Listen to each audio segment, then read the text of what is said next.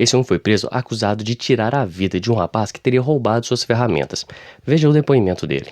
Consta aqui na denúncia o seguinte, que no dia 19 de fevereiro de 2018, por volta da 00:45, no interior da residência localizada na rua Ponta Grossa, número 152, no Jardim Santa Helena, no município e comarca de Faxinal, o senhor, juntamente com o adolescente Eric Mateus, em divisão de tarefas e unidade de desígnios, de forma consciente e voluntária, ciente da ilicitude e reprovabilidade de sua conduta, agindo com manifesta vontade de matar, munido de uma arma de fogo do tipo revólver, da marca Taurus, capacidade para 6 disparos, de calibre nominal 32, ceifou a vida da vítima Alessandro Antunes dos Santos, lhe desferindo vários disparos que causaram um ferimento pérfuro contuso com auréola equimótica, com zona de contusão e enxugo, halo de queimadura e tatuagem, com 7 milímetros de diâmetro, 10 milímetros abaixo do rebordo orbitário esquerdo, direcionado de frente para trás, da esquerda para a direita, com ângulo de 45 graus em relação ao eixo da antero-posterior e de cima para baixo, com ângulo de 30 graus em relação ao plano da Terra. 2 ferimentos pérfuro-contusos com auréola quimótica, zona de contusão e enxugo, na região intraclavicular esquerda, com 7 milímetros de diâmetro, além de um ferimento pérfuro-contuso com bordas evertidas, ovalar, medindo 10 por 7 milímetros, na face lateral do terço médio proximal do braço esquerdo, as quais foram as causas efetivas de sua morte por traumatismo crânioencefálico por ferimento de disparo de projétil de arma de fogo. Consta do caderno investigatório que o senhor e o adolescente deslocaram-se até a residência da vítima naquela madrugada. E enquanto o senhor entrou no quarto e efetuou os disparos, o então adolescente, permaneceu vigiando a movimentação de pessoas nas imediações, para garantir o êxito da conduta criminosa. O delito teria sido praticado mediante recurso que dificultou a defesa da vítima, uma vez que o senhor teria agido de forma inesperada, de inopino, ingressando no local e efetuando os disparos contra a vítima enquanto ela repousava no seu quarto.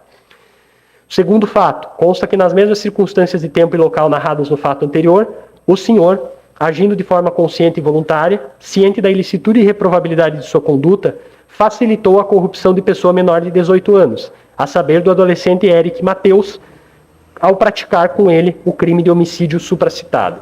Esses fatos aqui são verdadeiros, não? A verdade é que eu fui até a casa dele. O senhor foi até a casa do Alessandro? Até a casa do Alessandro. A verdade é que a gente conversou por uns 45 minutos, mais ou menos. Ele estava fazendo uso de droga quando eu cheguei até a casa dele. Chovia muito nesse dia. Eu realmente tinha um guarda-chuva. E aconteceu que eu comecei a perguntar para ele, porque quando eu recuperei as ferramentas... Tá, deixa eu perguntar algumas coisas, alguns detalhes para o senhor, porque daí a gente não precisa voltar, tá? Daí o senhor vai seguindo nessa linha. Então o senhor disse que o senhor realmente foi até a casa do Alessandro nessa noite. Sim. Certo. O senhor era amigo do Alessandro? Na verdade, meritíssimo, eu não era nem amigo dele, nem inimigo dele. O senhor não tinha nenhuma relação com ele? Não, eu não tinha vínculo nenhum com ele. Tá. As testemunhas, o senhor acompanhou aqui o depoimento das testemunhas, dos testemunhas não, dos informantes, na verdade, que disseram que o senhor frequentava a casa do Silvio. Nunca. Eu fui 2 vezes na casa dele, mas no intuito de pescar alguma coisa, porque em questão de 8 dias, eles fizeram 2 furtos. Eles furtaram a casa do meu irmão primeiro. Quem? Eles quem? Ele mais 2 companheiros dele. O Alessandro e outros 2 companheiros. Isso, daí eu recuperei um televisor, um aparelho de TV, que coitado do menino estava pagando, era 24 prestações, tinha pagado 2. E através de informação eu vinha saber que fulano tinha comprado. Daí eu cheguei na casa dele e falei, ô Índio, você comprou uma televisão? Índio quem que é? É o rapaz que comprou. Ele é cunhado do Cabo Carlão e trabalha na prefeitura. Tá. Não sei falar para o senhor o nome dele. Falei, Índio, eu fiquei sabendo que você comprou uma televisão aí, e roubaram a televisão do meu irmão, rapaz. E não foi só a televisão, mas a televisão era mais caro. Daí ele falou, não, eu comprei uma televisão, paguei R$600. Eu falei, tem como você deixar eu ver? Ele falou, tem. Aí eu entrei, eu falei, essa televisão é do meu irmão, mas eu, de todos os, por hipótese, eu vou pedir para ele trazer a nota. Aí meu irmão veio, eu liguei para ele, ele trouxe a nota da televisão, conferiram lá, realmente era a televisão. Daí ele falou, ó, Silvio, eu comprei essa televisão do fulano, Paguei R$ 600. Eu não posso te devolver sem você me reembolsar o Tá. dinheiro. De quem que era o fulano? O Alessandro. O Alessandro. Ele tinha comprado a TV do Tinha Alessandro. comprado a TV dele. Tá. Daí eu falei, eu não posso te devolver o dinheiro, porque para começar, eu sei que você tem teus filhos, que você trabalha na prefeitura e tudo mais, mas você comprando um objeto roubado, você está incentivando o cabo a roubar mais ainda. Então você vai assinar o quê? Uma receptação. Você prefere devolver ou você quer que eu chame a polícia? Ele falou, não, leva a televisão que depois eu me acerto com ele. Tá. Como é que o senhor chegou nessa pessoa? Informação. Informação. Você vai perguntando aqui, perguntando ali. O Tá. bairro é pequeno, JK. Tá. Isso aconteceu quanto tempo antes da morte dele? Nossa, uns 10 dias. Doutor. Uns 10 dias antes. 10 dias. Certo. E aí o senhor foi até a casa dele? Não, eu não fui procurar o Alessandro. Não foi? Não, eu não fui. Quem foi procurar ele foi o rapaz que comprou a televisão. Falou, eu quero meu dinheiro de volta. Tá. E o senhor sabe se ele conseguiu o dinheiro de volta? Não. Não? Não. Tá. E depois, o que aconteceu da história do furto das ferramentas, que o senhor teria dito aí que ele teria furtado as ferramentas? Como é que foi isso? Não, depois desse acontecimento, desse episódio da televisão, a história não acabou por aí. Porque até então eles roubaram a casa do meu irmão, que era no Vale Verde. Eu moro no JK. Tá. Aí os rapazes falaram, o menino que recuperou a televisão mora perto do Hipólito, por ali, Tá. perto do Arroz Cajueiro. Eu estava consertando os internites, estava parafusando umas chapas de internite da cobertura da área da minha mãe, que eu havia trocado no domingo. Só que não tinha dado tempo de parafusar tudo, eu estava em cima da cobertura. Nisso desceu um Vectra verde, daqueles Vectra mais antigos, e parou na esquina. Ele desceu do carro, desse Vectra, ele desceu e veio com o revólver em punho, assim, com as duas mãos segurando. Quem? Esse é o Alessandro. O Alessandro? É. Aí ele pegou e entrou. Ele entrou dentro do portão da minha casa. E daí tinha um casal passando, o casal ficou olhando. E ele olhou pro casal e falou um monte de palavrão de baixo escalão, xingando, porque eles estavam olhando ele. Daí ele entrou no portão da minha casa. Eu, de cima da cobertura, falei, ô Alessandro, o que é isso? Por que você está aqui armado? Daí nisso a minha mãe já começou a chorar. Minha mãe começou a chorar e a minha sobrinha saiu de dentro da casa. Daí minha mãe falou, o que está acontecendo? Ele falou, rapaz, você que pegou a televisão lá, rapaz, ninguém roubou nada teu, não. Falei, não, vocês não roubou nada meu, vocês roubaram do meu irmão. Lá no Vale Verde, na última rua do Vale Verde, lá na beira do mato. Ele falou, rapaz, nem foi eu que roubei, foi os meninos que foi lá, que pegou lá, mas não tem nada a ver comigo. Só que você vai ter que me reembolsar, você vai ter que me dar o dinheiro. Eu falei, mas eu não tenho que te dar nada. Tá. Aí, resumindo, ele conversou um pouco ali, minha mãe deu um café para ele, ele tomou um café, nós começamos a conversar, e nós não ficamos inimigos por conta disso. Eu soube entender. Eu só pergunto sobre esse episódio, porque esse episódio o senhor nunca relatou nas suas versões anteriores. Por que o senhor trouxe esse episódio só agora? O meu depoimento de Rio Preto tá tudo o que aconteceu, Excelência, tudo. Não, o seu interrogatório de Rio Preto, que consta aqui, o senhor disse apenas em relação ao compressor e as ferramentas. O senhor não mencionou em relação ao televisor. Eu relatei tudo isso, Excelência. O que eu estou relatando para o senhor aqui está no meu depoimento. Tá bom. Bom, seguindo. Então aconteceu isso, o senhor então desceu ali da Eternite, que o senhor estava lidando com coisa. Isso. Os senhores conversaram, a sua mãe chegou a servir um café para ele. Exato. E ficou tudo bem. Ficou tudo bem, ficou tranquilo. Eu falei, ó, Alessandro, ele falou, Silvio, eu tenho que devolver o dinheiro do rapaz lá, R$600. Você não quer me comprar esse revólver? Eu te dou por 2.000. Falei, então, eu não quero. Nessa oportunidade ele ofereceu o revólver. Nessa oportunidade, o mesmo revólver que ele estava em punho, ele falou, me compra esse revólver, eu te dou por R$2.000, que eu tenho que devolver o dinheiro do... Que revólver que era? Eu acho que era um 32. Era um 32. Tá, e aí, o senhor comprou? Não. Não comprou? Não. Tá. E aí, isso foi quanto tempo antes da morte? Isso foi uns 10 dias antes da morte dele. Tá, e depois? Depois eu não sei explicar se foi uma vingança ou se foi uma fatalidade. Nós chegamos para trabalhar numa segunda-feira de manhã, as duas portas da residência que nós estávamos terminando essa reforma tinha sido arrombada, tinha sido quebrada. As duas portas, estouradas. Tá. Nós entramos para dentro, ferramenta minha não tinha, do meu irmão não tinha, do eletricista... Quem que estava trabalhando lá nessa residência? Estava eu, meu irmão, o eletricista mais o ajudante dele, e o pintor mais o ajudante. Só que o pintor, como estava fazendo uns retoques em outra obra, ele deu falta do compressor bem depois. Tá. O senhor disse que... E aonde que era essa casa? Onde que era essa obra? Eu não me lembro de nome da rua, meritíssimo, é bem próximo aqui. Tá, para quem que era? De quem que era essa obra? Do Valdecir, mais conhecido na cidade como Bocão. Bocão. Tá. Os senhores estavam trabalhando nisso e daí os senhores chegaram na obra, tinha arrombado. Não tinha nada de ferramenta mais. Certo. E aí, depois disso? Daí eu fui investigar, fui correr atrás para ver se eu descobria alguma coisa, se alguém aparecia vendendo alguma ferramenta barata para mim poder tentar localizar, pelo menos os que eram dos outros, porque os que eram da gente, a gente não tinha tanta preocupação. Tá. Porque o que é meu. O responsável pela obra era eu e meu irmão nessa época. E aconteceu que eu descobri a casa, eles alugaram uma casa lá no JK. Eles quem? Ele mais os outros povos lá. Ele quem? Eu preciso que o senhor fale os nomes, para os jurados poderem entender. O Alessandro, mais 2 companheiros dele lá, ou 3, que eram envolvidos nesses tipos de crime, de roubo, eles alugaram uma casa lá no JK. Para quê? Para traficar e para guardar as coisas que eles... Certo. E aí? Daí eu descobri essa casa e paguei, dei R$50 para um rapaz entrar lá, para confirmar se tinha alguma ferramenta lá. Quem que era esse rapaz que o senhor pagou? Eu paguei um tal de Adilson. O Adilson. Ele entrou na casa para ver se as ferramentas estavam lá. Ele entrou para comprar uma droga e ao mesmo tempo para ver se tinha alguma coisa lá. Tá, e aí? Daí ele saiu e ele falou, Silvio, tem muita coisa. Tem muita coisa, muita coisa, muita coisa. E eles vão amanhã de manhã levar tudo para Londrina para trocar em troco de droga. Tá, e aí? O que o senhor fez? Daí eu entrei em desespero. Daí o que eu fiz? Eu vim na delegacia, falei com 4 policiais na época, a respeito do fato que eu tinha descobrido a casa, que lá tinha umas coisas dentro. Eles só me falaram que não podia entrar na casa porque eles não tinham mandato. Tá. Mas o senhor registrou o boletim de ocorrência? Não, eu não registrei. Porque na época era o seu Lucínio e ele não se encontrava na hora. Era para mim voltar mais tarde. Eu acabei não voltando. Tá, e aí? Daí eu procurei um policial que nós tínhamos construído a casa dele lá no Jardim Novo Faxinal. Chama-se Jurandir. Eu procurei o Jurandir e falei, Jurandir, assim aconteceu, assim, assim, assim, assim. Você pode ajudar a gente a resgatar essas ferramentas? E outra, tem muito mais coisa lá que não é nosso, que provavelmente é de outros furtos.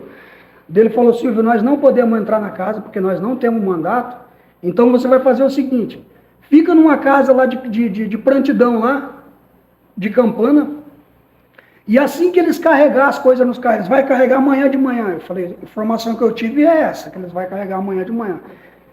Assim que eles carregar, você me liga, que nós vamos...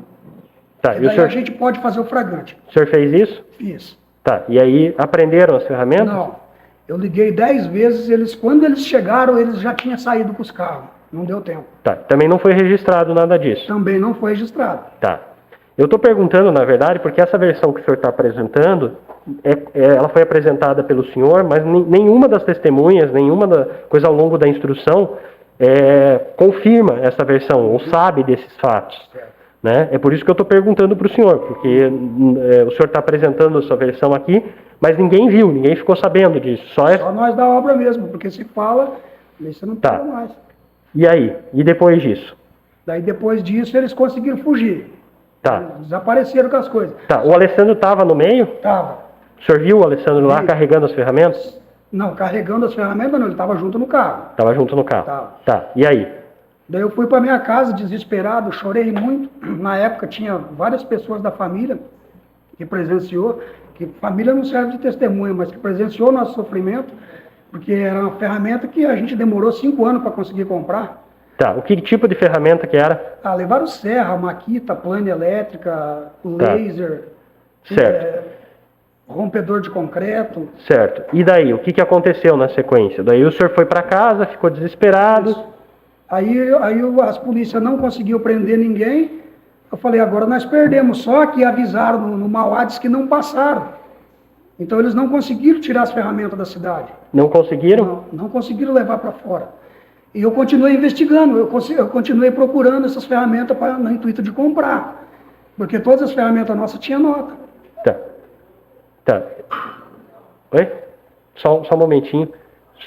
Eu só peço a atenção de todos os jurados para prestarem atenção durante a instrução, tá? Porque se os senhores não prestarem atenção, isso pode ocasionar problemas tanto na compreensão dos senhores a respeito do fato, quanto na rigidez do próprio julgamento. Então eu peço só que os jurados continuem sempre prestando atenção, não só aqui na instrução, como posteriormente nos debates entre o Ministério Público e a defesa, tá? Bom, vamos retomar. Então, aí eu continuei investigando, eu continuei procurando. Todas as pessoas que eu encontrava na rua que tinham um certo conhecimento, eu fazia umas perguntas. Se não sabia quem que tinha para vender umas ferramentas. Tá, e aí? E aí que um rapaz que trabalhou comigo na última reforma que eu fiz na casa de uma pastora aqui, ele falou, Silvio, tem uns piá lá embaixo, lá nas Populares Novas, que tá vendendo umas ferramentas boas, por que você não vai lá? Tá. E eu fui. E aí? Chegou lá, eu reconheci as ferramentas. Eram as suas? Era do eletricista. A do eletricista. Isso, que estava prestando E aí? para nós. E quem eram esses piás? Era o Alexandre, o Davi, na época. E aí eles não quiseram nem o dinheiro que eles deu a droga, o valor da droga que eles deu para os meninos. Eu falei, quanto que vocês pagou por essas ferramentas? Porque era um rompedor que custava 2 mil, 2 mil. Tá, então esse Alexandre e esse Davi eram traficantes, eles tinham trocado. Isso, eles tinham trocado a droga por essas ferramentas por droga. Por droga. Tá, e eles falaram quem que tinha trocado? Eles falaram que não era para me levar a polícia lá, só isso. Eles me devolviam as ferramentas, mas se eu levasse a polícia lá, podia ter certeza que eles eram do comando e eles iam me matar. Tá. E aí? Daí eu peguei as ferramentas e devolvi para o eletricista, que só foi resgatado as ferramentas dele. Tá, e aí? Daí o dono da obra, eu cheguei com as ferramentas, falei com o Neno, né, com o Valdecir, falei, Valdecir, eu não recuperei o que é meu nem o que é do meu irmão, mas as ferramentas mais caras que é do eletricista, no caso que era o Frango, o César, tá aí, consegui recuperar. Daí ele falou, não. Aí ele falou assim, Silvio, da onde saiu as ferramentas de vocês, da onde saiu as dele, saiu também as outras ferramentas do pintor. Então, aonde você encontrou essas ferramentas, nós vamos levar a polícia lá e eles vão ter que dar conta. Tá, e aí? A situação que eu fiquei. Tá, e aí? Daí eu falei que eu não podia fazer isso, pedi para ele mais 24 horas que eu ia tentar recuperar esse compressor, tentar ver para quem que tinha sido vendido. Certo, e aí, o compressor era de quem? Era do pintor. Era do pintor, tá. E aí, como é que o senhor chegou no Alessandro? Eu cheguei através desse sapinho aí, o sapo tinha vendido umas coisas. O sapo é o José Carlos? Isso, o sapo tinha vendido umas coisas que o Alessandro deu para ele vender, foi lá e trocou por droga. Daí através do sapo, eu fiquei sabendo que estava com ele, que tinha sido o Alessandro. Que tinha sido ele, e que ele tinha dado as coisas para ele vender, e que o compressor também estava com ele. Também estava com o Alessandro? Isso. Tá. E aí o senhor foi até a casa do Alessandro no dia dos fatos? Nesse dia eu estava no bar, um pouquinho para cima da casa dele, até umas 10h30 da noite mais ou menos, eu estava bebendo, o bar fechou, eu peguei 1 litro de amendoim, lembro como se fosse hoje, e desci para casa dele. O amendoim, uma batida de amendoim? Isso. Aquela batida de amendoim? Certo. E o senhor estava armado? Eu estava assim, eu estava com uma garruchinha de 2 tiros 22. Uma garrucha 22? Isso. Certo. O senhor portava essa arma? Isso, nesse dia eu estava com ela. Tá. E aí o senhor foi até a casa do Alessandro? Sim. Às 10h30 da noite o senhor saiu do bar e foi até lá? Isso. Tá. E como é que foi lá? Eu comecei a conversar com ele, pedi por favor para ele me devolver ou me indicar a pessoa que ele teria vendido, que eu reembolsava, que era só para evitar de levar a polícia onde ele já tinha vendido as demais ferramentas, porque ia ocasionar em morte, eu já estava sabendo que ia. Tá. E aí o senhor então foi lá e conversou com ele? Nessa hora que eu cheguei, ele estava fazendo uso. Ele tava fazendo uso do quê? De crack. De crack? Isso. Estava dentro da casa dele? Ele estava dentro da casa dele, porta aberta. Tá, estava sozinho? Estava sozinho. Estava sozinho, certo. A casa dele era uma casa isolada ou ela tinha mais casas por ali? Como é que é? O quarto dele era um quarto de parede e meia com os familiares. De parede e meia com os familiares. Era um ponto separado porque ali era um encontro, posso dizer assim, ali era um fumódromo. Ali era onde se juntava tudo os coisas ruins da cidade, juntava tudo ali. Tá. O senhor frequentava esse lugar? Não, fui 2 vezes na casa dele. Pra que o senhor foi 2 vezes na casa dele? No intuito de pesquisar, tentar coletar alguma informação. Tá. Porque os ladrões se reuniam tudo ali. Tá. E o senhor disse que nessa noite, então, o senhor foi lá e ficou conversando com ele. O senhor tinha bebido no bar, foi com o amendoim, carregando o amendoim, Isso. armado com essa garrucha, e o senhor foi até lá. Isso. O senhor ficou quanto tempo conversando com ele? Não sei informar o tempo certo, mas fiquei praticamente uns 45 minutos. 45 minutos. Mais ou menos conversando com Os ele. senhores estavam conversando alto, conversando baixinho? Conversando normal. Normal, que nem eu estou falando com o senhor. Talvez até mais baixo ainda. Talvez até mais baixo. Certo. E o que ele falava para o senhor? Ele falava que ele não podia fazer nada, porque ele já tinha fritado o compressor. E não tinha como ele fazer mais nada, e nem podia. Tá, mas ele admitiu que teria realmente Não, levado. Ele admitiu, Tá. ele falou, eu não posso fazer nada para te ajudar, porque infelizmente eu já fritei. Na língua deles ele já tinha fumado, ele já tinha Tá. trocado. O senhor usava droga, não? Não usava droga, eu só bebia bebida de álcool. Nunca usei droga. Crack, o senhor usava? Não, tenho 50 clientes aí na cidade aí que me conhecem. Tá. O senhor disse que o senhor estava lá, ele falou que tinha fritado, entre aspas, o compressor, Isso. que não podia devolver para o senhor, e daí, na sequência, como é que foi? O que aconteceu depois disso? Daí nós começamos a ter uma conversa mais calorosa. Eu comecei a falar umas palavras para ele que era meio pesada. Os senhores gritaram? Não, assim, não. levantaram a voz um Não, pro outro? falando normal, falando, você é muito safado, Alessandro, você é muito pilantra, porque você chegar a pegar ferramenta para trocar troco de droga, o Alessandro nunca trabalhou na vida, o Alessandro sempre viveu de roubo. Tá, mas e aí, como é que foi a discussão, objetivamente? Aí ele levantou, pegou uma espécie de um cachimbo, que é o qual ele usava a droga dele, e nesse momento ele estava fumando numa lata de Coca-Cola. Tá, Ele pegou um pedacinho de faca de serra, assim, que é meio cortada, sem ponta, e desmanchou aquele cachimbo e começou a rapar ali. E eu até então estava bebendo ainda. Ele começou a rapar e ele rapou uma porção, assim, de um... como se fosse um óleo queimado, sabe? E colocou em cima de um papel, numa mesinha do lado da cama. Ali ele deu mais uns 2 ou 3 fumadas, deu mais umas 2, 3 fumadas ali, e eu sentado do lado dele. E certo, quando ele passou a mão naquela faquinha e deu para dar aqui em mim. tá, Eu pulei muito rápido, eu pulei rápido. Ele me acertou o braço. me acertou o braço. Me acertou o braço, mas eu não sentia, porque eu estava no calor da bebida, não senti O nada. senhor estava embriagado. Não totalmente embriagado. Mas como é que o senhor não sentiu uma faca, Eu uma não facada? senti, eu Tá. não senti. Eu não senti essa do meu braço, eu não senti. Quando eu levantei, que eu cheguei na porta, que eu fui sair, eu senti outra nas costas. Daí essa eu senti que rasgou. Ela Tá. não cortou, O senhor ela rasgou. gritou? Não, De dor? gritei, não gritei. O senhor levou 2 facadas e não gritou? Gritei, não Tá. gritei. Eu puxei da garruchinha, foi nessa hora que eu dei o tiro nele. Tá. E aí? Eu dei, era para dar um O tiro. senhor o senhor deu a facada nas... Não, ele me acertou uma aqui, ó. Acertou uma facada nas costas. Isso. Tá, o senhor, ele chegou a perfurar as costas do senhor? Chegou a cortar o couro. Chegou a cortar. Tá, e aí o senhor pegou a arma e deu um tiro nele, é isso? Era para dar um tiro, sim. Aí, infelizmente acabou saindo os 2. Tá, o tiro da garrucha, Da garrucha. calibre 22. Isso. Tá, e aí? Ele levantou. Tá, Ele levantou de pé e pá, enfiou a mão dentro da calça. Eu achei que era só para me intimidar.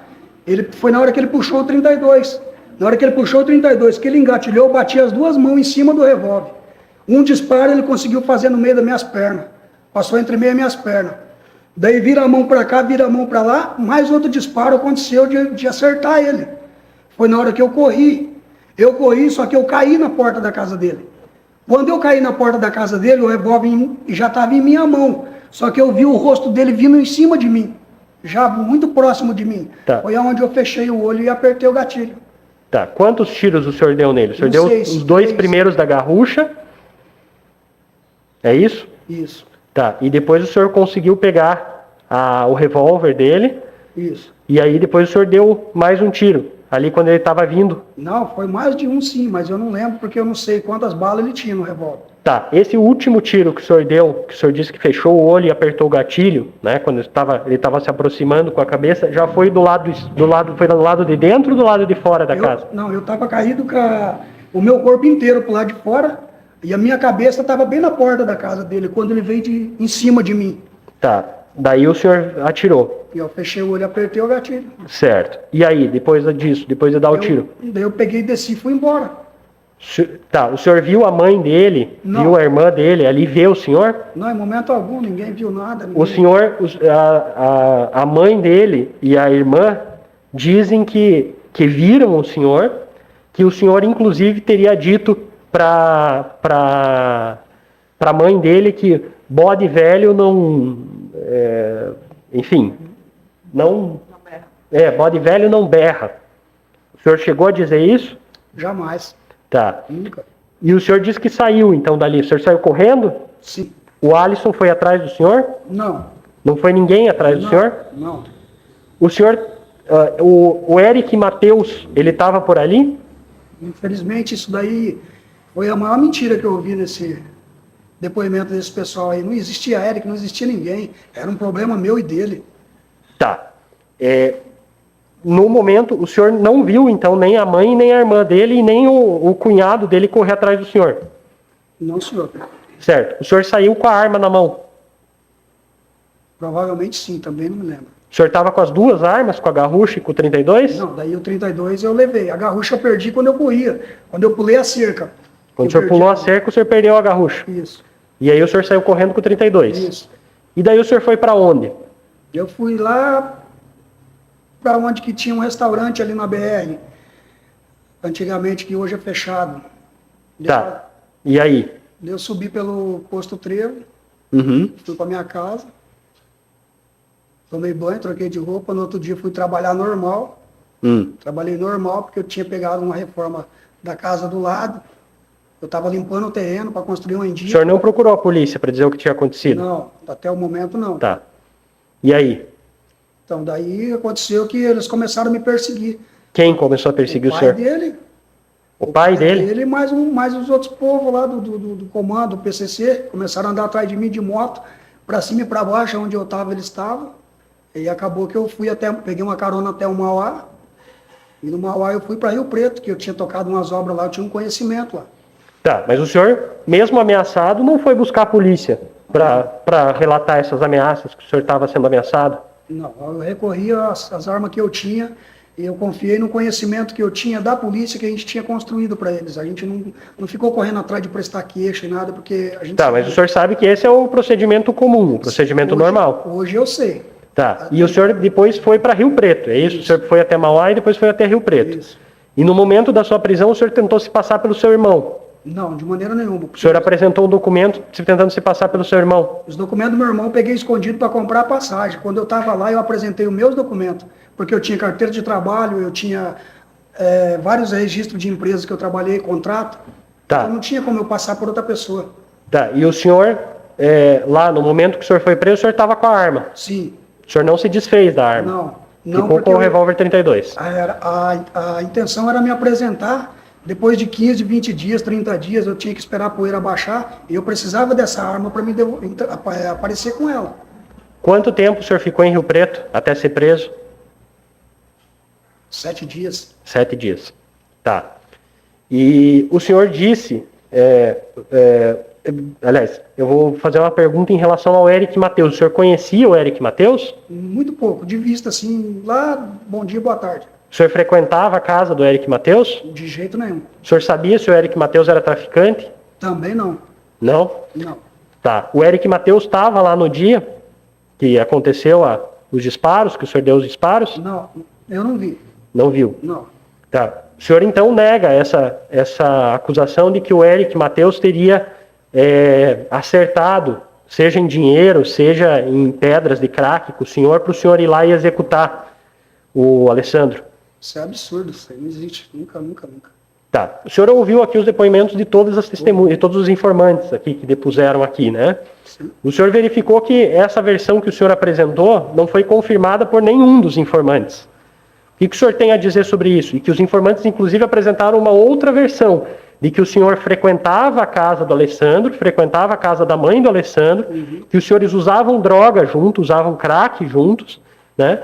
E que o senhor já tinha aparecido nessa casa armado com esse revólver 32, e que o Alessandro não tinha arma. Tinha. O Alessandro tinha mais de uma arma. Tá. O senhor tem alguma coisa a dizer sobre essa acusação especificamente? O fato de ninguém ter tomado conhecimento, na verdade, todos os que compareceram aqui, que deu testemunho, a família dele era conivente com a vida que ele levava, com a vida de... Tá, então o senhor está dizendo que a versão apresentada pelos informantes é para proteger, seria para proteger o... Sim, para tentar limpar a imagem dele. Certo. Todos eram conhecidos, todos vizinhos, todos usavam droga. O senhor sabia sobre essa circunstância de que o Eric Mateus, o Alessandro teve um desentendimento com o Eric Mateus? Sabia sim, meritíssimo. Da onde que o senhor sabia? Sabia porque corre essas coisas ruins aí, corre a cidade inteira. Tinha a notícia, então, de que... Não sabia que o Alessandro tinha mostrado as partes íntimas para a sogra dele. Tá. Mas o senhor sabia, então, dessa desavença? Sim. Certo. Sabia se o Alessandro já tinha tomado um tiro do Eric Mateus, um tiro de espingarda de pressão? Então... O senhor sabia disso ou não? Sabia. Sabia Sim, doutor. Sabia. Certo. Mas mesmo assim o senhor só conhecia o Eric Mateus de vista? É porque uma vez, quando eu estava trabalhando do lado, eu pedi para ele guardar minhas ferramentas num dia de tarde, porque eu não tinha onde guardar. Então o conhecimento que eu tinha com ele era bem pequeno. Eu não tinha um conhecimento com ele de 2, 3 meses, era conhecimento de uma semana. Certo. Então o senhor tinha um conhecimento distante com o Eric Mateus. Isso. Tá. Mas o senhor sabia de todas essas situações, do Alessandro ter mostrado as partes íntimas, do Eric Mateus ter dado um tiro de espingarda de pressão, isso tudo o senhor sabia? Sabia sim, meritíssimo. Sabia. Tá. Tem alguma coisa que eu não tenha perguntado sobre esses fatos que o senhor queira esclarecer, não? Sim, meritíssimo. No mês de maio, eu fui sequestrado dentro da cadeia aqui de Faxinal, dentro do sistema. O pai dele ligou da Mês de maio de quando? 2019 ou 2020? De 2019. 2019. Mas 2019 o senhor não estava lá em Florínia? Não, senhor. O senhor já tinha sido transferido para cá? Transferido para cá, eu vim em dezembro. Cá. Tá. E aí? Eles ligaram ele, mas esse chamado José Carlos aí, que todo mundo conhece na cidade, é o vulgo Sapo. Esse sapo estava preso aqui, esse sapo saiu para a rua e entraram num censo lá, ele e o pai do Alessandro, e eles ligaram dentro da cadeia e encomendaram a minha morte. Até então fui chamado, eu morava na cela 5, eu fui chamado para a cela 7 para esclarecimento, como dizem eles, uma troca de ideia. E eu cheguei lá, eu passei 4 dias amarrado, eu tive minhas pernas, as cordas entrou dentro das minhas pernas, eles me jogaram pinho-sol nos meus olhos, nas minhas partes íntimas, eu dependo hoje de 2 óculos, eu perdi 50% da minha vista, eu tive a minha mão quebrada, eu não pude pedir médico, não pude pedir nada, porque eu só ia estar acelerando a minha morte ali dentro. Tá, mas quem que fez isso com o senhor? O pai do Alessandro encomendou a minha morte para o povo do PCC, de lá da rua. Tá, mas quem eram os presos que fizeram isso? Na época foi o Pichote, né? O vulgo Bruno, o TL, o povo do PCC que estava ali na época. Tá, mas eu preciso saber quem é, porque essa é uma denúncia grave. Eu não posso falar para o senhor, meritíssimo, o nome, porque eu não sei o nome de cada um. Não, tudo bem, mas veja, o senhor está fazendo uma acusação bastante grave, inclusive que teria acontecido dentro da carceragem, ou seja, isso gera uma responsabilidade não apenas dos presos, mas uma responsabilidade em tese também daqueles que tinham a guarda. Porque se o senhor está relatando que o senhor ficou 4 dias amarrado, 4 dias amarrado. Ninguém tomou nenhuma providência, nenhum agente de cadeia, nenhum agente carcerário? Não, porque quando a gente chega dentro da galeria, o que acontece? 5, 6 ali já tampa a grade. E a gente que está amarrado, jogado lá dentro do banheiro, ou seja, do boi, como eles dizem, lá não tem visão. Tá, mas assim, só para ficar claro, nessa época que o senhor está citando, em 2019, os presos já não ficavam na galeria, eles já ficavam todos trancados no X. Como é que o senhor foi do X5 para o X7? Foi chamado. Não, tá, mas como é que a rigor o senhor fica trancado no X? Como é que o senhor foi de um para o outro? Não, eles faziam permuta, meritíssimo. Mandava um da cela deles. Quando eles queriam levar alguém para a cela deles, para interrogar, eles mandavam um da cela deles para outra cela e levava a gente para a cela deles. Tá. E os agentes carcerários permitiam isso? Sim, na época sim. Quando era eles não notavam que tinha nada de errado, até então era normal. Certo. E o senhor ficou 4 dias lá? Fiquei 4 dias. Só que o aval era para matar eu e o Bruno na mesma corda. Era para pendurar nós 2. Bruno que Bruno? O Bruno, que foi o que foi morto depois, uns dias depois. Tá certo. Mais alguma coisa que o senhor queira esclarecer a respeito desses fatos? Daí, depois desse acontecido aí, depois dos 4 dias, eu só consegui escapar da cela, ou seja, escapar de morrer, porque teve o banho de sol, e eles abriram a cela 7, que era a cela que nós estávamos, e aí eles foram obrigados a me soltar, porque o agente, nesse dia, ele abre a cela e entra dentro para verificar. E daí eu saí da cela, tomei o banho de sol, e quando foi na parte da tarde, eu não quis mais voltar para a cela 7, eu entrei na cela 5, Tá. certo? E daí foi onde eles conseguiram remanejar o Bruno, levaram o Bruno para a cela 7. Uma noite, 2 depois, eles mataram o Bruno. Eles mataram o Bruno na cela 7. Daí tudo isso daí foi relatado, eu relatei para o seu Emerson, que é o diretor do presídio, e ele só me tirou de lá e me levou para o seguro, porque ele pegou no grampo, que era para ter matado eu também, e era para me matar de um jeito ou de outro, era para me Tá. matar. O senhor hoje está no seguro. Sim, excelência. Certo. Passo a palavra ao Ministério Público. Pois é, ele explicou que a vítima era um ladrão que já havia cometido vários delitos em sua região, furtando até mesmo o irmão do acusado. Mas a sorte dessa vítima mudou quando ela escolheu as ferramentas desse acusado como objeto do próximo furto. Vamos ouvir as perguntas do Ministério Público para entender um pouco melhor sobre esse caso. Obrigada, excelência. Bom dia, Silvio, tudo bem? Bom dia. Só mais alguns esclarecimentos ali sobre a dinâmica, então, do momento do fato, dos tiros. O senhor fala, então, que estava sentado quando ele deu a primeira facada. Ele estava sentado do meu lado, eu estava desse lado e ele aqui, onde eu estou, e eu do lado dele. Tá. Então, a facada te pegou em qual lado? Aqui, ó. No braço. Aí o senhor levantou e ele veio e te deu uma facada nas costas. Não, ele ficou rindo. Ele nem se levantou, ele só se levantou quando eu parei de pé na porta. Eu Tá. parei de pé na porta, que eu puxei a manga da camisa, que eu vi que era sangue, daí que eu senti as costas. Nas costas eu senti a dor muito grande, mas não gritei. Tá, mas ele então veio pelas costas do senhor e deu essa Ele facada. deu essa facada aqui. Tá. Daí nisso, então, o senhor virou e atirou 2 vezes com a garrucha contra ele. Isso. Um de frente pro outro. Isso. Tá, esses 2 tiros pegaram nele? O senhor chegou a ver alguma Ah, coisa? Eu creio que sim. Tá. Então deu 2 tiros ali, um de frente pro outro. Isso? Tá. Daí, na sequência, como é que foi ele pro senhor cair? Como é que aconteceu o resto? Não, deu. Quando eu dei os 2 tiros nele, foi a hora que ele sacou o revólver que estava com ele. Tá. Eu estava em pé. Uhum. Foi quando ele sacou o revólver, que ele puxou no cão, eu grudei com as 2 mãos. Tá. Como estava engatilhado, porque se eu tivesse segurado antes dele engatilhar, ele não teria disparado. Como já estava engatilhado, então um disparo saiu. Mas saiu então para baixo? Saiu para baixo, no Não meio da minha atingiu ninguém? Não, Pegou no meio das pernas do senhor, tá. pegou no chão. Aham. E aí vira para lá e vira para cá, esse revólver disparou de novo. Mas então a arma estava aqui para baixo? Isso? Não, já estava fazendo isso daqui com ele, já segurando na arma. Tá. Uhum.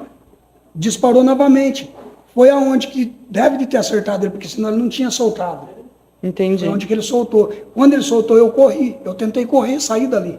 Porque eu pisei era um barranquinho, para subir na casa dele, era uma casinha de chão, e tinha um barranquinho, chovia muito na hora. Quando eu pisei, que eu escorreguei e caí, eu vi a cara dele vindo para cima de mim. Não Entendi. podia fazer mais nada, foi onde que eu apertei. De baixo para De cima, baixo para então. cima. Eu estava caído no E chão. ali o senhor sabe onde o senhor atingiu ele? Não vi, não posso dizer para a senhora que eu não vi. Eu estava mais assustado, eu atirei mais de medo. No caso do tamanho, um homem de 2 metros de altura, eu 1,64 m. A respeito dessa questão aí que o senhor fala, que acha que eles vieram aqui hoje, né, para limpar a imagem dele, porque todas as pessoas que foram ouvidas aqui falaram que os senhores tinham um relacionamento, né, que até o Everson, que inclusive alegou que foi ameaçado, ele veio aqui e falou que já tinha visto o senhor lá usando drogas com o Alessandro.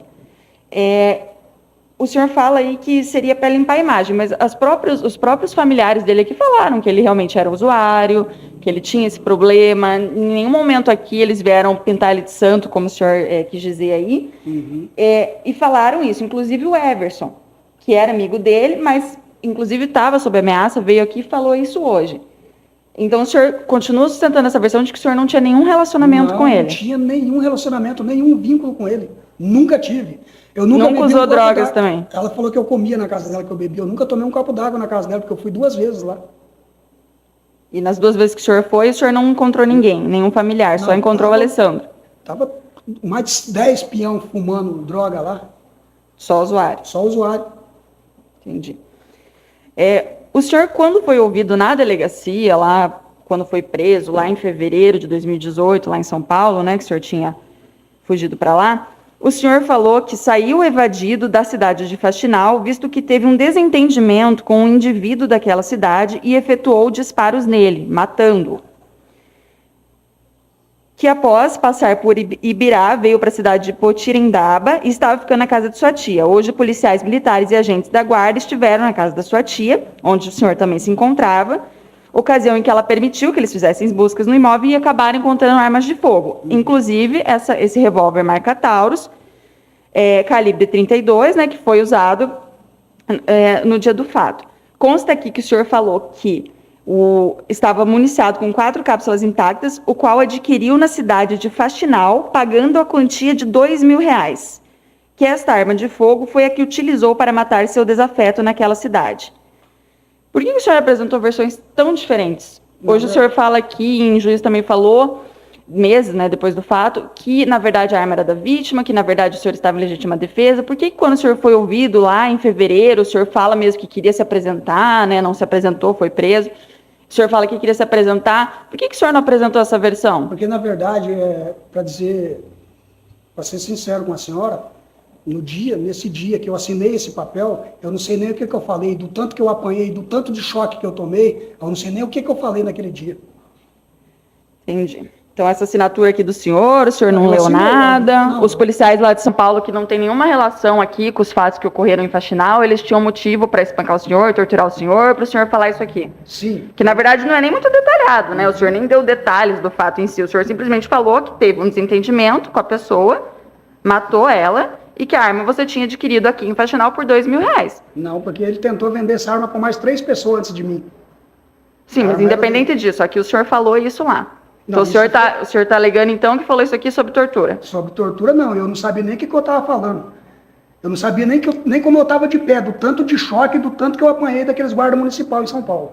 Doutora, só um adendo aqui, porque esse é um fato novo, na verdade, que está surgindo aqui, então eu só vou fazer algumas perguntas em relação a esse fato, eu já retomo a palavra com Vossa Excelência. Em relação a isso, o senhor está dizendo agora que o senhor teria sido torturado em São Paulo também. Sim. Quem que praticou isso? Onde que teria acontecido essa tortura? Dentro da casa da minha tia. Dentro da casa da sua tia. A sua tia viu essa tortura? Viu. Viu? E essa tortura teria sido praticada por quem? Pelos guardas municipais. Guardas municipais. Tá. O que eles fizeram? O que eles fizeram com o senhor? Me deram muito choque, muito chute, pontapé. Deram um choque como? Com o quê? Uma maquininha, uma pistola, um com uma pistola, um com uma maquininha quadradinha, encostava em mim que chegava a queimar. Certo. Eles estavam com aquela arma de choque. Isso. E eles usaram essa arma de choque. Sim. O senhor reagiu de alguma forma? Reagi como? Tá. Meritíssimo. Tá. Só feitos os esclarecimentos, devolvo a palavra aqui ao Ministério Público para, na sequência, apenas para ficar registrado, enfim, o fato que tinha sido falado pelo réu. E, senhor Silvio, mais um questionamento aqui. Falaram que viram o senhor mesmo falou que estava no bar, né, no dia do fato, ele bebendo, tudo. O senhor chegou a conversar com o Eric nesse dia e com o Sapinho? Não. Tinha pessoas lá que eu não lembro quem era, que nós estávamos bebendo nesse dia, nós estávamos tomando, até o bar fechou, a gente continuou lá sentado.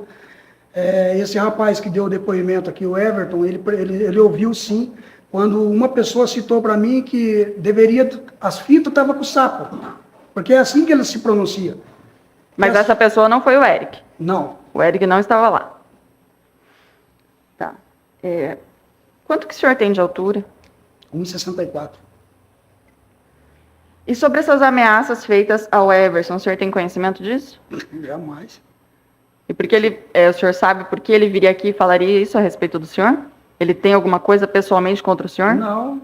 O senhor conhecia ele? Conhecia de vista, conheço mais o pai dele. Que é o Farofa, né, que tem o bar. Mas fez alguma ameaça a ele? Não, nunca, jamais. Não pediu para ninguém fazer? Não, nunca. Tá Isso é para tentar prejudicar um pouco mais, doutora. Isso é para tentar prejudicar mais a gente. Na sua opinião, né? Tá certo, obrigado. Segundo o relato do acusado, ele e a vítima se envolveram em uma briga. A vítima tentou acertar o acusado com uma faca, então ele sacou a arma e atirou na vítima. Esse tipo de situação configuraria legítima defesa. Segundo o artigo 25 do Código Penal, há legítima defesa quando alguém se defende de uma injusta agressão atual ou iminente, usando de meios necessários. Se o que o acusado falou for verdade, ele apenas atirou na vítima após sofrer uma agressão por parte dessa vítima com uma faca. Se defender de uma facada com uma arma de fogo a curta distância é sim algo aceitável. Então, a legítima defesa seria aplicada sem dúvidas. A questão aqui é saber se ele está falando a verdade ou não, já que o juiz citou várias vezes que nenhuma testemunha confirmava essa versão. Mas o que você acha? Esse acusado está falando a verdade ou não?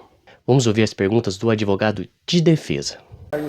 Então, Silvio, vamos recapitular um pouquinho ali, só precisa falar dessas versões, assim, você foi bem esclarecedor a questão de como você chegou lá. Eu só quero saber o quê? Na hora que você estava conversando, como que você chegou na casa do Sandro? Você entrou pela frente, entrou pelo trio, porque você ouviu a mãe dele falando, né? Falou que tá uma distorção ali, se você entrou pela frente, tá? Da entrada da casa até o fundo, ou você entrou por um triozinho que ela falou que tinha a casa. Você entrou como por lá? Doutor, na hora que eu estava no bar, eu não fui direto para a casa do Alessandro. Uhum. Porque como foi citado que algumas fitas, que é como eles dizem na gíria deles, estaria com o sapo, porque o sapo estava vendendo as minhas coisas, eu fui na casa do sapo. Uhum. Eu conversei com o sapo, se ele tinha... Essa hora que você foi na casa do sapo era mais ou menos aproximadamente que horas? Já estava chegando perto de umas 10 para as 11, mais ou menos. E aí falei, sapo, você andou vendendo umas ferramentas lá. Tem mais alguma coisa com você? Eu preciso do compressor, que o compressor vai me dar problema. Ele falou assim, não, a única coisa que eu tinha foi o que ele me deu para vender. Nós vendeu, nós já fumou e é tudo com ele. E essa conversa que o senhor teve com o sapo foi na rua, foi perto da... Foi na casa do sapo. E a casa do sapo fica perto da casa do Everson? É na mesma rua. Fica perto da casa desse Everson ali do bar do pai dele? Uns 50 metros longe. Perfeito. Aí de lá, daí ele falou essa situação... De lá eu subi, eu não entrei pelos fundos. Eu entrei pela frente da casa normal. Porque eu não cheguei atirando ele, eu cheguei conversando. E a hora que o senhor entrou pela frente ali, o senhor chegou, ele estava como? Ele estava sentado? Estava de pé fumando. Estava sentado lá. Fazendo uso de... E não tinha mais ninguém ali no quintal. A iluminação ali, como que era que o senhor entrou ali? Tinha alguma luz acesa? Estava bem claro o senhor chegar lá no fundo? Lá no asfalto é uma claridade normal da do poste iluminação pública. Mas no terreno é a luz da lua. Uhum. Não tem claridade. Mas estava chovendo, o senhor conseguiu entrar lá, encontrar ali onde ele estava? Eu cheguei, desarmei o guarda-chuva, entrei para dentro e comecei a conversar com ele, porque até então eu tinha certa liberdade de conversar com ele, porque ele estava sabendo que eu já sabia das coisas. Ele tinha aquela situação anterior que o senhor relatou, que ele tinha entrado na casa do senhor. Isso, porque os meninos já tinham me devolvido e não tinha como eles negar quem que vendeu. Perfeito. Tá, aí a hora que o senhor saiu, o senhor não viu ninguém, o senhor depois deu o disparo, deu aquela confusão ali, dele tentar matar o senhor com a faca, o senhor caiu, levantou, deu o disparo ali nele, saiu e não encontrou ninguém. Não, o senhor chegou a ver a luz acendendo, alguém saindo para ver alguma coisa Quando ali? a luz se acendeu, eu já estava mais ou menos uns 80, 90 metros da casa. Então a dona Maria não chegou... O senhor sabe o motivo dela ter vindo aqui em juízo pela segunda vez já e falar que conversou com o senhor ameaçou ela ali no momento? O motivo é sempre o mesmo, né, doutor? Não existe uma mãe, não existe um pai, né, que venha falar qualquer coisa que possa prejudicar o filho. Pode ser o maior caco do mundo. Para um pai, para uma mãe, ele sempre vai ser um santo. Sim, sim. E aí, a hora que o senhor saiu, o senhor chegou a ver algum ônibus também parado ali na rua? Não, o ônibus não saía de lá, o ônibus ele ficava lá mesmo. O tempo todo. E o senhor, a hora que entrou ou saiu, viu alguém ali dentro desse ônibus? Não tinha ninguém. Tá. Aí, o senhor pegou, saiu, correu... Eu fui embora. Foi embora. Não tinha ninguém, não vi ninguém na rua. Tá. Então, ninguém. Em momento nenhum, o senhor chegou a combinar com o Eric e tudo mais? Nunca? Jamais. Só os trabalhos que o senhor fazia do lado da casa dele mesmo? Jamais eu ia envolver uma pessoa num problema meu e outra. Eu sabia da questão dele com o Eric, o negócio da sogra dele por boca dos outros também. E um pouco antes do senhor sair de Faxinal e ir para Mauá, que o senhor falou, para depois ir para São Paulo, antes ali do pessoal estar investigando a rotina do senhor e tudo mais ali, que o senhor falou que era o pessoal integrante do PCC, o senhor ouviu algum relato falando que o pessoal estava falando no bairro que era o senhor que tinha matado, que o Eric tinha pago o senhor para fazer isso? O senhor ouviu alguma coisa? Não ouvi nada disso daí, mas eu tinha a plena certeza e a convicção de que o pai dele e a mãe dele, morando de parede e meia, eles ouviram toda a conversa que eu tive com o filho deles. E todo o tempo eu tentei ser amigo dele. Em momento algum eu queria ter tirado a vida dele, porque eu não tenho esse direito. Mas se for para mim perder a vida, doutor, eu de uma maneira ou de outra eu vou lutar.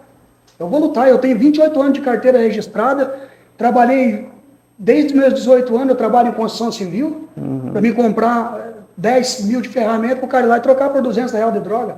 Então, perfeito. Sem mais, excelência. Senhores jurados, tem alguma questão? Não? Então está encerrado. Agora que você ouviu as perguntas da acusação e da defesa, mudou de opinião? Se você fosse o jurado nesse caso, condenaria ou absolveria esse acusado? Na época, muitas pessoas criticaram a atitude do juiz desse caso.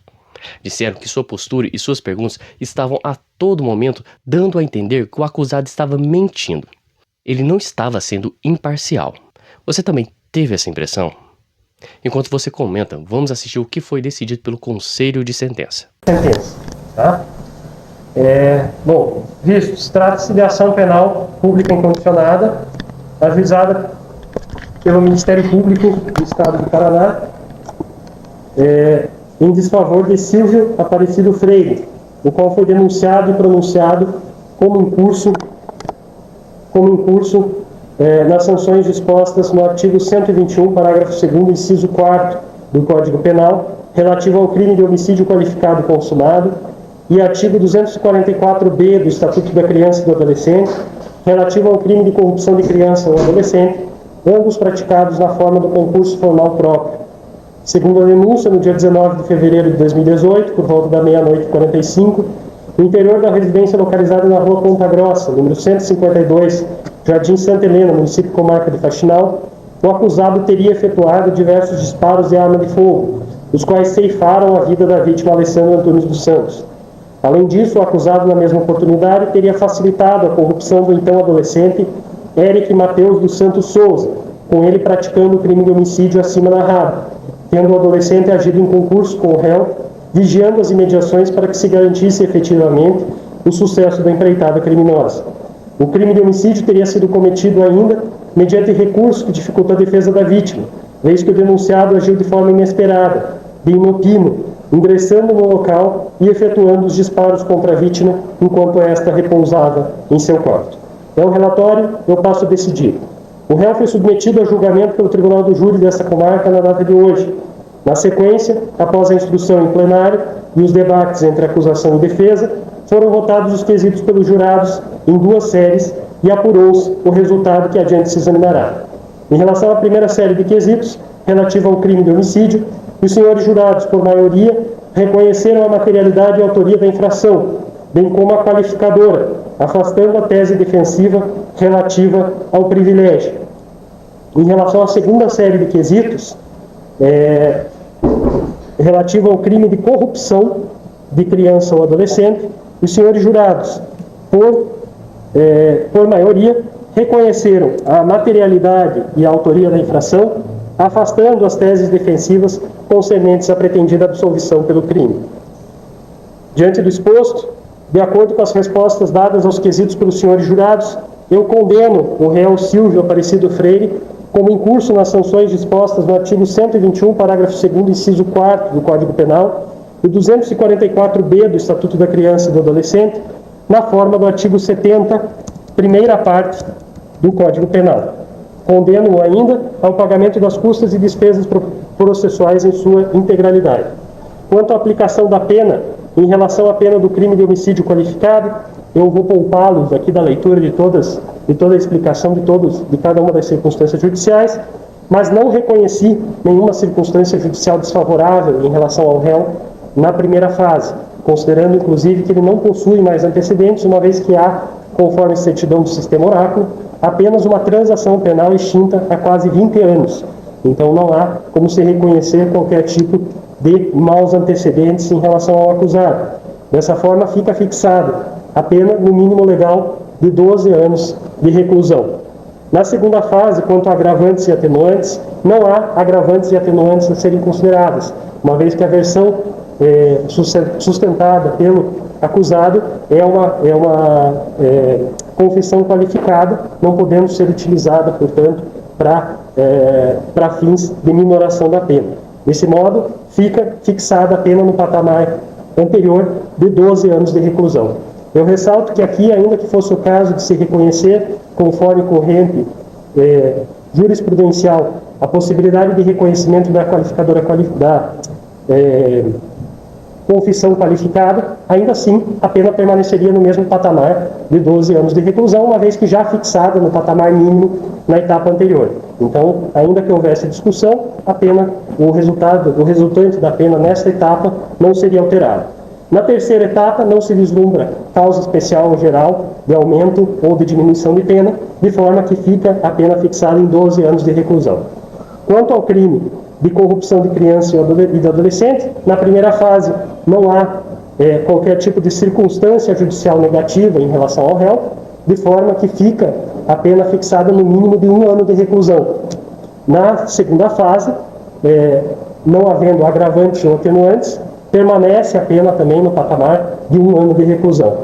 Na terceira fase, não há causas de aumento e diminuição de pena, de forma que permanece, assim, a reprimenda fixada em 1 ano de reclusão. Havendo a prática de 2 crimes mediante uma só conduta, é caso de se aplicar a regra do concurso formal entre o crime de homicídio e o crime de corrupção de criança e adolescente. Desse modo, seria o caso de se aplicar a regra do artigo 70, primeira parte do Código Penal. Todavia, a aplicação dessa regra geraria uma situação mais desfavorável ao acusado, uma vez que 1/6 de 12 anos de reclusão implica em 2 anos de reclusão. Dessa forma, eu aplico, porque mais benéfico ao acusado, a regra do concurso material de crimes, cumulando a pena de reclusão de 12 anos pelo homicídio qualificado com a pena de reclusão de 1 ano pela corrupção de criança e adolescente.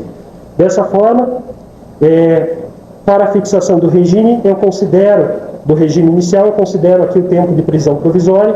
O réu está preso nessa data há 2 anos, 9 meses e 16 dias.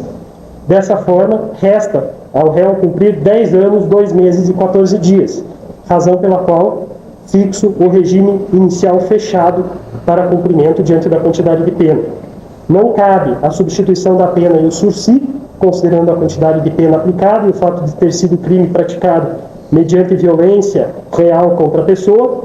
Eu mantenho, nesta oportunidade, a prisão cautelar do réu por entender que a prova da materialidade e da autoria se robusteceram pela decisão soberana do Tribunal do Júri, de modo que os requisitos e pressupostos ainda persistem, em especial a garantia à ordem pública.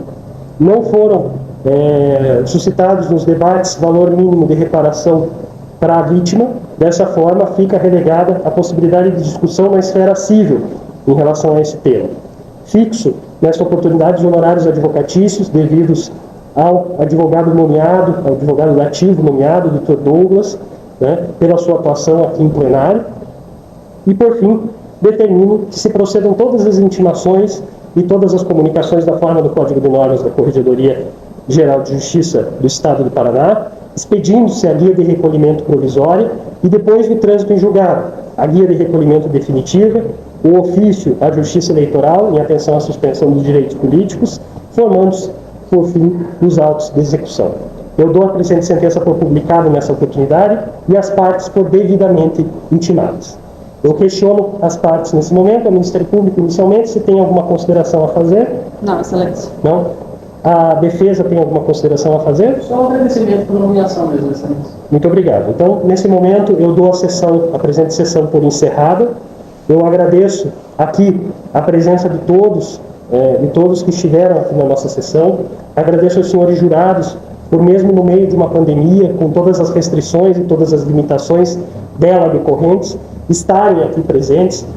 Os senhores estão exercendo aqui uma forma de democracia direta dentro do Poder Judiciário. A decisão dos senhores é soberana, independentemente de qual seja o seu conteúdo, né? Ninguém, nem eu, nem qualquer tipo de desembargador, ministro ou qualquer outra autoridade judiciária pode desconstruir a decisão dos senhores. Então, essa é a forma mais forte e mais direta de participação popular dentro do Poder Judiciário. Então, eu agradeço a presença de todos os senhores, o trabalho que os senhores exerceram aqui. Agradeço também aos policiais militares por garantirem não só a escolta, né, do acusado, mas igualmente a nossa segurança, como sempre tem garantido num trabalho belíssimo que fazem aqui nesta comarca de Faxinal, ao qual eu só tenho a agradecer. Agradeço a presença também do réu, que está aqui, que acompanhou aqui presencialmente o seu julgamento. Agradeço os funcionários, servidores, estagiários aqui da Justiça, porque sem eles nós não poderíamos realizar uma sessão de julgamento como essa, especialmente com todas essas limitações, né? E agradeço ao Ministério Público, na pessoa da doutora Camila.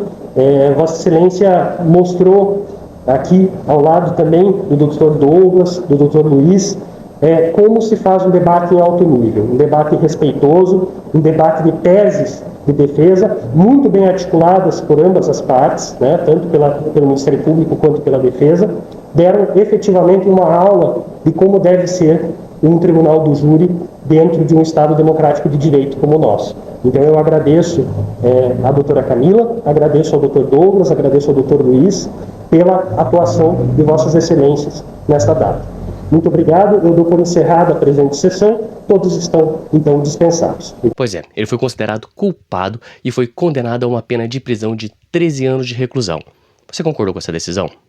Teria decidido de igual forma se tivesse tido essa oportunidade? A justiça foi feita nesse caso? Comente aqui embaixo.